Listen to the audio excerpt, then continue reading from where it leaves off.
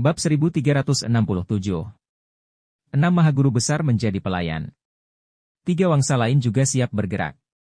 Kemunculan Kaisar Wangsa Shuidan kali ini telah menimbulkan topik panas yang menyebar. Nathan tetap meminta berbagai departemen untuk melacak berita tentang aliansi revolusi kebebasan. Di sebuah tepi Danau Arnemia, Nathan sedang berjalan-jalan, diikuti oleh Raja Seon Barat dan yang lain. Ada petunjuk bahwa seorang pangeran dari negara Wareagle memiliki hubungan dekat dengan kelompok orang ini. Hal lainnya masih diselidiki. Raja Seon Barat mengatakan sebuah petunjuk penting. Negara Wareagle? Ketika menyebutkan negara ini, mata Nathan menyemburkan api amarah. Dia pernah menderita di tangan mereka. Mereka adalah ras yang terkenal dengan cara-cara tercela. Segala macam cara akan digunakan. Ada sebuah tragedi di perbatasan yang disebabkan oleh mereka. 115 saudara laki-lakinya meninggal secara tragis. Itu adalah perbuatan negara Wareagle. Saudara-saudaranya dibunuh dengan cara yang kejam oleh tipu muslihat mereka. Perasaan Nathan terhadap ras ini hanya ada rasa benci. Rencana negara Wareagle terancang rahasia, membuat tidak ada petunjuk yang dapat ditemukan. Nathan mengetahui bahwa mereka yang melakukannya, tetapi mereka bisa membersihkan diri. Saat itu, Nathan mengabaikan perintah dan pergi ke negara Wareagle seorang diri untuk membalas dendam, yang membuatnya hampir dipecat saat itu. Kemudian, dia hanya bisa menyerah dan melihat mereka lolos begitu saja, tetapi dia belum bisa membalas dendam. Karena tidak ada bukti yang membuktikan bahwa hal itu dilakukan oleh negara Wareagle. Dia tidak punya alasan untuk bertindak. Benar saja, sekelompok orang kotor berkumpul bersama, Nathan berkata dengan marah. Periksa. Segera periksa semua untukku. Nathan berkata dengan marah. Jika kali ini dia dapat menemukan alasan, dia pasti akan membalas dendam. Siap. Semua orang berteriak serempak. Aku akan pergi sendiri untuk sementara waktu. Kalian pulang dulu. Nathan memerintahkan. Nathan sedang dalam suasana hati yang buruk ketika membahas negara Wareagle. Dia sudah menunggu lama untuk hari ini. Tapi tidak ada alasan untuk bertindak sama sekali. Dia juga tidak tahu siapa yang ada di balik layar. Dia berharap dengan menangkap aliansi revolusi kebebasan kali ini, semua musuh di negara Wareagle akan diketahui. Tanpa disadari, dia telah mengelilingi satu lingkaran besar Danau Sentana Arnemia. Sampai di suatu tempat dengan pemandangan yang indah, hampir tidak ada orang. Hanya terlihat beberapa orang tidak jauh di depan. Salah satunya lelaki tua yang mengenakan setelan pangsi hitam, dari tubuhnya ada aura sakral. Dia diikuti oleh seorang gadis muda, sekitar 18 atau 19 tahun. Dengan kuncir kuda yang tinggi dan wajah yang bangga. Tuan putri yang dimanjakan. 10 meter di belakang orang tua dan gadis muda itu, diikuti oleh 6 orang, semuanya berpakaian putih. Di bagian dada ada sulaman tulisan Shuidan. Keenam orang ini sangat menakutkan. Mahaguru. 6 Mahaguru dengan kekuatan di atas siluman pedang Pulau Leste. Dihitung menurut tahun. Keenamnya adalah Mahaguru berusia ratusan tahun. Dilihat dari posturnya, keenam orang itu hanyalah pelayan. Nathan sekilas telah menerawang kekuatan keenamnya. Membuat Nathan merasa waspada. Apa identitas orang tua dan gadis muda itu? Bagaimana 6 Mahaguru berusia ratusan tahun bisa melayani mereka sebagai pelayan? Yang tidak diketahui Nathan, mereka adalah Kaisar Thorne dari Shuidan dan cucunya Larissa Thorne. Mereka baru saja tiba di Arnemia. Datang menikmati pesona Danau Sentana. Lagi pula, karena perjanjian itu, dia telah terjebak di tanah Shuidan dan tidak pernah keluar ke dunia modern. Walau penasaran, tetapi Nathan tidak terlalu memikirkannya dan terus berjalan. Berhenti. Kamu tidak bisa datang ke tempat ini. Tapi saat baru melangkah, Nathan dihentikan oleh beberapa orang. Kenapa? Nathan memicingkan matanya. Karena area ini adalah area pribadi terlarang, orang lain tidak bisa masuk. Beberapa orang berkata dengan dingin. Nathan langsung mengerti. Daerah ini telah diblokir. Pantas saja Danau Sentana yang selalu ramai menjadi sepi. Tapi Nathan mengabaikannya dan terus berjalan. Bab 1368. Mengapa selalu ada orang yang mencari mati? Berhenti! Apa kamu tidak mengerti bahasa manusia?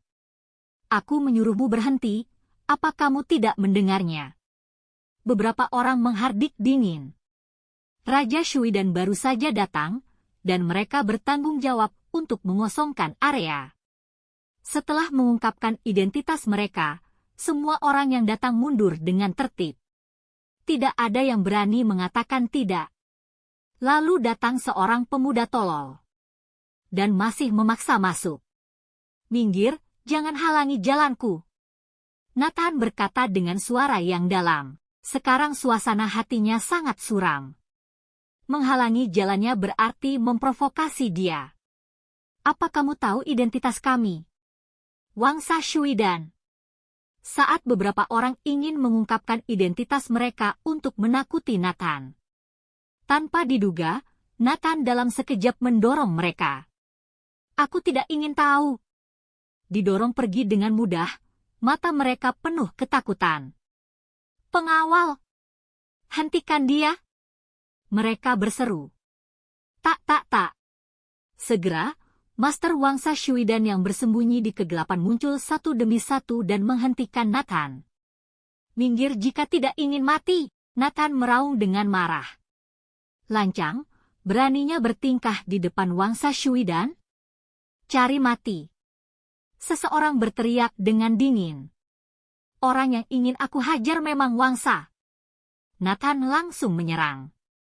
Dia memukul dengan keras. Setiap pukulannya mengenai tubuh mereka. Semua orang menjerit. Segera sekelompok besar orang berjatuhan di depannya. Kejadian ini menarik perhatian Kaisar Shuidan dan cucunya yang tidak jauh dari sana. Mereka berdua tidak menduga, begitu keluar dari Wangsa Shuidan, sudah ada yang mencari masalah dengan mereka?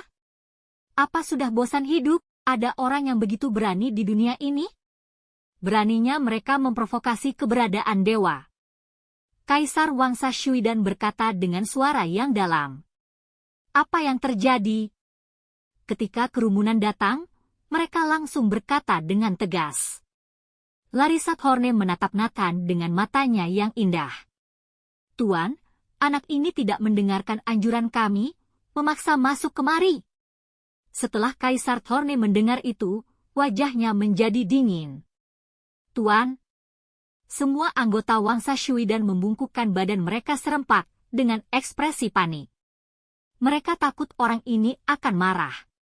Lagi pula, dia adalah pemimpin Wangsa Shuidan. Di mata mereka, dia adalah penguasa yang mendominasi. Sama seperti kaisar di zaman dulu. Sekarang ada bocah yang berani memprovokasinya? "Apa kamu tidak tahu identitas kami?" Larissa-Thorne berkata dengan dingin. Nathan berkata dengan wajah dingin, "Aku tidak tahu, dan aku tidak ingin tahu." Adegan ini mengejutkan semua anggota Wangsa Shuidan. Mereka selalu berada tinggi di atas.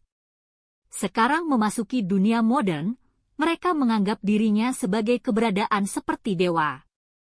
Mendengar bahwa Kaisar Shuidan akan datang ke Arnemia, tokoh-tokoh wilayah selatan mengadakan perjamuan besar untuk menyambutnya. Semua orang menghormatinya seperti dewa. Tapi akhirnya, dia diprovokasi oleh bocah bau kencur seperti ini. "Kamu cari mati. Ketika kamu selesai bicara kamu akan mati." Salah satu dari 6 pelayan di belakang Kaisar Thorne berkata dengan marah. Di Wangsa Shuidan, ada aturan yang ketat. Siapapun yang memprovokasi atasan akan dibunuh. Jika hal ini terjadi di Wangsa Shuidan, begitu Nathan selesai berbicara kepalanya akan langsung jatuh ke tanah. "Sasik, jangan gegabah. Ini bukan wilayah kita. Kalian harus beradaptasi dengan dunia ini. Jangan sedikit-sedikit berkelahi dan membunuh." Kaisar Thorne berkata dengan dingin. "Larissa, menurutmu apa yang harus kita lakukan dengan masalah ini?" Kaisar Thorne memandangi cucunya. "Kakek, begini saja. Suruh dia berlutut dan minta maaf. Masalah ini akan selesai." Larissa-Thorne menyarankan. "Bocah, kamu dengar. Berlutut dan minta maaf, maka masalah ini dianggap tidak pernah terjadi. Kamu sangat beruntung. Ya, kalau tidak kamu akan kehilangan nyawa." cepat berlutut dan minta maaf. Aku ampuni nyawamu, semua orang memarahi. Nathan menggelengkan kepala tak berdaya. Mengapa selalu ada orang yang mencari mati? Bersambung.